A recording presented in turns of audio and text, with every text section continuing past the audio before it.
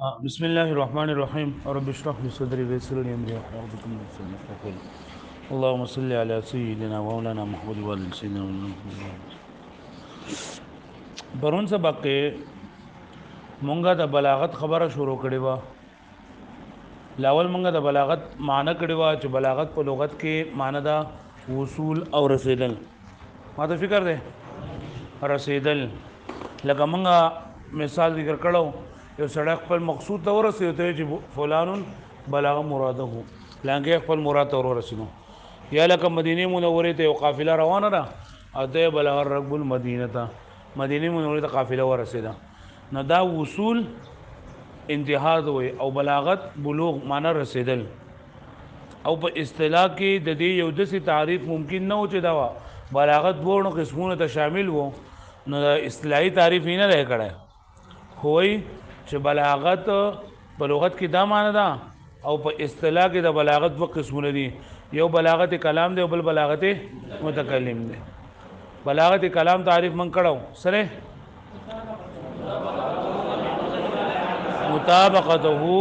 مطابقته لمقتضى الحال ما فسادي یعنی په بلاغت کلام کې دوه خبرې دي یو خبره ده چې دا کلام به فصیح وي او دویمه خبره ده چې دا به د مقتضى الحال مطابق پوي د مقتضى الحال مطابق پوي او دویمه خبره فصیح که کلام فصیح وو خو د مقتضى الحال مطابق نه نو دا فصیح خوده خو بلیغ نه لري پوه شئ او بلیغ الګا زموږ استاد موږ ته خبره کړې و موږ ته وی چې دا موسودی ټیم کې خدای پاک زما زین تر واستله وی دا فصاحت او بلاغت نه و دا څه شی دی وای فصاحت دا دی کنه چې ته چا دا خبره کوي کنه او هغه کس په پوه شي نه دا فصاحت دی او دویمه بلاغت څه ته وای چې ته چاته وې کنه چاته خبره وکي او دا پویدو سره پاغه باندې اثر ومږي دا بلاغت دی مطلب ما یو خبر تاسو وکړه کنه تاسو وخاندل لاګې د ودینه نو دا اوس بلیغ خبره ده لکه چې پتا باندې اثر دا وکړو او بس تم چې سړی ولې دی فوق سړی خندا ورنشي دسی کنه نو دا لکه اوس فصیح دغه بلیغ نه ده بلې خبره باندې پوښتنه یا بعضی کسان یو هغه بیان کوي نو په بیان کې د دې څه خبرو کوي خلکو له جړه وروري ځکه چې دا په مخاطب باندې اثر کوي دا بلیغ ده هغه بلې باندې پوښتنه نو په بلاغت کې دوه خبرې دي یو دا چې کلام په فصیح وي او دویم دا چې څه چل وي د مقتضى الحال مطابق وي وز مقتضا څه ته وي حال څه ته وي مطابق څه ته وي درې خبرې نو حال او درې بل نوم دی مقام حال او مقام مقتضى الحال کې دا حال او مقام د دوه یو څه دا څه ته وي تعریف کړل دی الامر الحامل للمتكلم على ان يورد عبارته على صوره مخصوصه دا امر دی چې راپورته کوي متکلم لرا چې په دې مخصوص صورت باندې ته یو عبارت راوړه په مخصوص صورت باندې سره راوړه عبارت راوړه یو مطلب یو سړی خفه دی نو اوس دا حالت د خفګان دی نو دا حالت یعنی دا اوس بکار متکلم راپورته کوي په دې باندې چې ته اوس ته څه خبره وکړي چې په تسلی وشي یا کس ته په ګناهونو کې اخته دی نو دا یو حالت دی د اوس څه خبره کول غواړي دسی عبارت راوړل غواړي چې هغه د دې انسان د ګناهونو نزلت ورکړي پوه شئ نو چې کم حالت تقاضا کوي کم حالت چې دسی وي چې متکلم راپورته کوي بلې باندې چې خبره دی وکړل شي نو دا حالت ده او دا کوم خبره چې کولای کېږي دا مقتضا ده دا عبارت چې کوم راوړل کېږي تعریف کړه هو سورۃ المخصوصه التي تورد عليها العباره چې دا یو مخصوص صورت ته چې بای باندې عبارت راوړل کېږي پوه شئ معنی مخصوص صورت ته چې بای باندې عبارت راوړل کېږي او مطابق لمقتضى الحال یعنی حالت د کم څه تقاضا کوي دا کلام ته ما قشان ته راوړي دا موږ وای مطابق لمقتضى الحال له لکه مطلب د ګناهونو کې کم کس اختره د ته د څه خبره وکي چې د ګناهونو نظر ووري نو دا اوس مطابق لمقتضى الحال ده پوه شو معنی یا د غم انسان په غم کې په خوشحالي کې او د غم په صورت کې د څه خبره وکي چې د په تسلی وشي نو دا مطابق لمقتضى الحال ده یا په باندې خوشحالي راغلی دا او تور د خوشحالي په موقع باندې څه خبرې وکړي چې ته پته ولګي چې دا ما په خوشحالي باندې خوشاله ده دا مطابق لمقتضى الحال ده لکه پوه شئ لکه کتاب کې دوه مثالونه ذکر کړي دي یو دا چې انسان له صفت کې او بل دا چې یو انسان ته دا ذکی دی ذکی قابل دی نو یو انسان ته مدح کې دا صفت کې نو بقاعده چې تر خبره بګې لګه ګوده کې نو دا مدح و یو حال او دا دعوت دې خبرو کې چې لګي د عبارت راوړل چې په صورت د اتمام کې نو په صورت د اتمام سره دا کلام راوړي د مدح په صورت کې نو دا مطابق متعدل حال دی دا شد مخاطب چې نو دا ذهین کس دی نو دا مختصر خبره کول پکار دي نو ذهین کس ته مختصر خبره کول دا مطابق لمتعدل حال دی خو ذهین کس ته اوږدې خبرې کول دا متعدل حال مطابق دي په دې باندې پوه شئ ها دا زور سبق بلاغت متکلم څه ته وایي بلاغت متکلم لکه څنګه چې موږ د متکلم فصیح تعریف کړو څنګه تعریف کړو ملکة يقتدر بها على التعبير عن المقصود بكلام فصيح دلګي دغه شان خبره د خو سپیږي یو ټکی بدل دی ملکة يقتدر بها على التعبير عن المقصود بكلام بليغ في اي غرض كان الګي بګي بكلام فصيح او دلګي بګي بكلام يعني دا هغه ملکه ده يقتدر بها چې قدرت حاصله انسان دای بدر سره على التعبير عن المقصود بكلام بليغ في اي غرض كان یعنی په کوم غرض کې چې د خبرې کولو ضرورت وي په کوم ځای کې چې د خبرې کولو ضرورت وي په هغه ځای کې ته یو کلام بلیغ پیش کولای شي او تا کې دا ملکه او قدرت مطابق موجود دی نو دا متکلم بلیغ دی کدا ملکه پکې نه موجوده خو اسې د خلې نه چرته د خيارتوب خبره وغتله د خلې نه چرته خبره وغتله چې لکه خلق په خلکو باندې اثر وکواږي نو دا بلیغ نه دی بلکې دا ملکه چې بده کې ملکه مطلب چې دا راسخ وي بده کې مضبوط شي پوه شئ نو دلته کې چې دا کمی خبر دا د بلاغت متکلم تعریف شو ختم شو اوس د سر نه چې دا کم نواقص بیان کړی دي چې په کلام کې په کلمه کې چې کم سيزون نقص بیانې لکه ټول الاولنې څه بیان کړو تنافر الحروف بیا مخالفه القياس بیا غرابت بیا ذوب دلیل نمک کې تنافر الكلمات بیا مضاف تعلیف بیا تعقید لفظي تعقید معنوي پوه شئ دا خبرې دي کنه دا اوس مونږه پس کې او یا دغه په دې بلیغ کې په بلاغت کې مونږ وې چې کلام د مقتضى الحال مطابق نو دا وی کنه چې ستاسو کلام به حل پسې کېږي چې دا علوم اصلي لکه تنافر چې ختميږي نو دا په ذوق سره ختميږي په شوق سره هغه مطلب تاسو څومره شوق د کلام عربی سره نو دا کلام دا ټکی په پتا باندې ناشنا لګي او جو ستا شوق نشته نو خامخا په باندې ناشنا بلګي دا شان د مخالفت قیاس څخه ختميږي نو دې لپاره د څه ضرورت ده د صرف ضرورت ده د علم الصرف ضرورت ده نو علم الصرف پتا د ځکه مخالفت قیاس ته ویلېږي كون الكلمه غير جار على القانون الصرفي المشهور چې مشهور قانون صرفي نه خلافي نو تبه د زوفتا دغه نه متکل ځان بچ کولای شي مخالفت قیاس نه چې کله تعالی سره دي صرف در درځي دغه شان د زوف تالیف نه بکل ځان بچ کې چې نه هو دلري سره لري دغه شان د عقید لفظي ده نو بدا دینه بس کله ځان بچ کې چې کله سره دي نه هو درځي سره دي او غرابت د دین ولایت چې تر کلام عربی باندې زیات پوي دا شان تعقید معنوي ده د علم البيان کې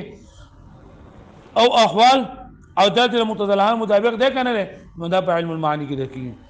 نو چې کم کس بلاغت حاصلې نو په کار ده د دې په لغت پیژني دا بل به صرف ورتي دله به نه ورتي دله به علم المعانی ورتي دله به علم البيان ورتي سره دې چې دا شوق ته نه دا به برابر وي که شوق نه وي بیا خبر نشته بیا کوئی څه نشي ځکونه پوښتنه دې باندې پرون سبق په کتاب کې ویلو ها وبلاغه المتكلم وګورئ وبلاغه المتكلم او بلاغه متکلم څه ته وایي ملکه دا یو دسي ملکه ده يقتدر بها چې قدرت حاصلې انسان دا غي په ذریعه سره چې قدرت حاصلې انسان على التعبير په تعبیر باندې عن المقصود د خپل مقصود نه بکلام بلیغ په بلیغ کلام سره پس سره تاسو وایي کنه ولې فی ای غرض کان فعال غرض کې مطلب دا کنه کم کارونه چې د مغه ترځي به ټول کې بدله کا کلام بلیغ پیش کولای شي دا څه نه چې په یو حالت کې پیش کولای شي او بل حالت کې نشي پیش کولای چې بهر حالت کې پیش کولای شي نو علو کلام متکلم بلیغ دی وځداوی کنه د دې نه اخوا چې لکه په دې کمی خبره چې په کلام کې په کلمه کې نقص پیدا کړي نو دا هغه نقص نه بزان منګه پس سره واچ کو نو د سر نه هغه ټول شماروي لکه تنافر الحروف ته بیا بس مخالفت قیاس ته بیا بس غرابت ته بیا بس ذوف تالیف ته بیا تعقید لفظی دا تعقید معنوي دا د دې نه متزان پس سره بچ کین وای چې ويعرف التنافر بالذوق پیجندلګي کې تنافر پس سره یعنی انسان ذوقي شوقي نو دې بلدي په ذریعہ سره ما ځان بجو ومخالفه القياس بالصرف او مخالفه قياس په جندګي کې بس سره ځکه چې دا صرف درځینو ته دا ودا پته لګي چې دا د قانوني صرفي خلاف دی او کنه نه خلاف وضعف التالیف والتعقید اللفظي بالنحو ضعف تالیف او تعقید لفظي چې دا ندی موږ ته لګي پس سره معنا ځکه نه وي په درې سره بتا ته پته لګي دا چې دا کلمه دا کلام دا قانون نحوي مشهور خلاف دی او کنه نه لکه ازمار قبل ذکر لفظا او رتبتن دی نو ته ازمار قبل ذکر په کوم علم کې پیژنې په علم منطق کې کنه په صرف کې معنا هوګي دا شان تعقید لفظي دی تعقید لفظي چې هغه په تقدیم کې او په تاخير سره دا شان په فصل سره راغلي نو چې تعالی نه هو درځي ته په دې کې چې اول په جمله کې سره دی بیا په سره دی بیا په سره دی ویږي دا په علم نه هوګي وظوف التعلیف او تعقید اللفظي بالنحو بناوي سره والغرابه بكثره الاطلاع على كلام العرب او غرابت ناشناواله چې په کلام ناشنا غرابت کنه کون الکلمه غیر ظاهره المعنى نو دا وتا د اعلی سریږي چې کله ته په کلام عربی باندې ته ډېر زیات په حاصله وي اطلاع والتعقید المعنوي بالبيان او تعقید معنوي بس سره سریږي والاحوال بعلم البيان سره علم البيان جو بدی بس دویم نمبر علم البيان والاحوال ومقتضياتها بالمعاني او احوال یعنی چې دا د وسه حالت ته دا د غم حالت ته دا د تاکید حالت ته دا د خوشاله حالت ته نو دا حالتونه او د دې مقتضیات څه دي دا موږ د کوم علم بدر سره سریږي فوجب على طالب البلاغه نو واجب دي ضروری ده په طالب د بلاغت باندې یعنی مطلب دا چې کم کس وږي یاره ز بلیغ جوړېګم بلیغ جوړېدل غواړم نو دا لپاره دا خبره ضروری ده چې دې وسه پیژني معرفت اللغه یو دا چې څه پیژني لغت په پیژني والصرف صرف پیژني والنحو والمعاني او البيان بیان پیژني مع كونه سليم الذوق سره د دې چې دې بسوي شوق به ډیر وي سلیم الذوق به یعنی دا ذوق او شوق جنین دا به برابر وي كثير الاطلاع على كلام العرب او په کلام عربی باندې ورته ډیر زیات خبردار اسوي انده بلا عربو چې څومره خبرې دي داغې نه بدن خبره دا شان الفاظ دي داغې نه محاورات داغې نه بدن پوکي پای باندې لاندې وی کنه چې الاسئله والتمارين عرف الاصلاحات البلاغه في اللغه بلاغت په لغت کې څه ته وایي هدا لګي دوه اصطلاح لیکل له اصطلاح خو دې د اصطلاحي تاریخ خو دې نشته ده نو مې لیکو چې بلاغت په قسمونه دي کم دي بلاغت کلام او بلاغت کلام تعریف دی چې تما ته وکا مطابقته لمقتضى الحال الحال حال تتوي الامر الحامل للمتكلم على ان يورد العباره على صوره المقتضى تتوي والصوره المخصوصه التي تورد عليها العباره المقتضي دوشوا البلاغه المتكلم تتوي ملكه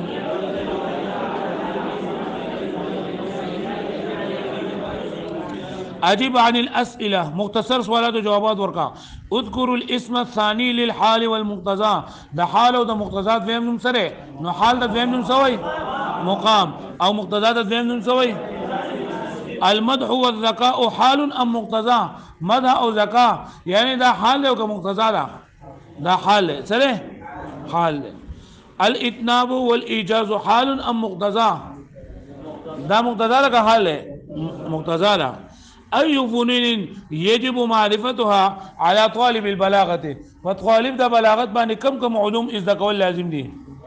لغت صرف نحو علم المعاني علم البيان ما المراد من المطابقه للمقتضى یو کلام د مقتضى الحال مطابق تر دې خبره څه مطلب ده چې خبره کم خبرې ضرورت وي او خبره ته پاغ دی کې وکی نو دا سره املا الفراغ بالکلمات المناسبه يعرف التنافر پیژندلګي کې تنافر پس سره بالذوق ويعرف مخالفه القياس بس ويعرف ضعف التعليف والتعقيد اللفظي ويعرف الغرابه بال ما كثرة كلام كثرة الاطلاع على كلام العرب يعرف التعقيد المعنوي بال يعرف الاقوال المتضادة بالمعاني علاقه پوه شو نه باندې ها دا خالی جگہ پور کړ دا مقدمه او داخله شو نو مقدمه کې موږ د فصاحت او د بلاغت خبر وکړه بیا د فصاحت څو قسمونه درې کم دي فصاحت کلمه فصاحت کلام او فصاحت متکلم بیا په فصاحت کلمه کې څو خبرې وي درې کم وي تنافر الحروف مخالفه القياس او غرابت او په فصاحت کلام کې څو خبرې وي درې کم وي تنافر الكلمات او ضعف تعلیف تعقید او بیا تعقید په څو قسمو مزوایو تعقید لفظي او تعقیدی او دریم نمبر فصاحت او بلاغت کلام د دې تعریف او بلاغت په لغت کې څه ته وي کلام څه ته وي بلاغت کلام او بلاغت کلام کې بیا درې سونه حال مقتضا او اعتبار مقتضا او مطابق لمقتضا او د بلاغت متکلم او د دې علم از د کوم کې د کم خبرو ضرورت ده دا خبرې به دي ان شاء الله سبا چې راشي کنه ان شاء الله دا ټول خبرې باور او کنه و بلی کیسه ټیسټ په لیکل راکې ان شاء الله او زبر سوالات به در کوم چې زه به هم چې دا ولګي خپلونه ورته ما تیار شعر وړي ما ته جدا والا زبردست سوالات کوم چې کم په اوله کې ما په اول لیکي کم دویم بلی کوي صحیح ان شاء الله و بلی کوي